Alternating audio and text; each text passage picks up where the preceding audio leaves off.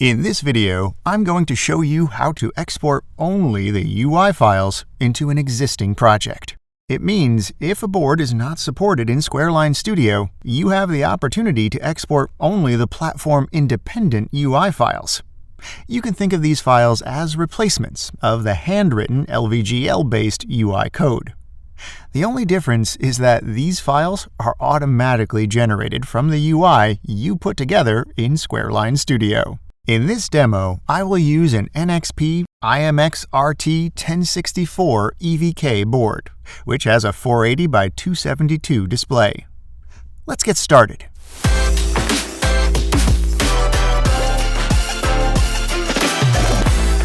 First, let's set up a project for this board. Let's import an LVGL example project from the SDK. Click the Import Example from SDK button. Select the board and the LVGL's widget demo.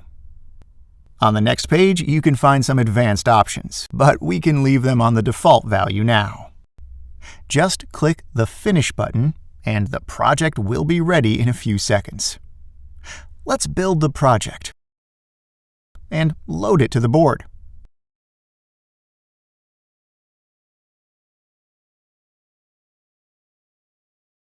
When the flashing is ready, run it. We now have a working project with LVGL and all the required drivers. Let's see how to add the UI files to this project from SquareLine Studio. First, create a folder for the UI files. Let's name it UI. Now, open SquareLine Studio and open an example. The example should have the same resolution as the board's display, so we choose the e-bike example. Let's quickly try out the example in SquareLine Studio. After that, go to the Export menu and select Export UI Files. Browse the UI folder in the MCU Expresso project. And the UI files are exported. Instead of the widgets demo, let's call UI init.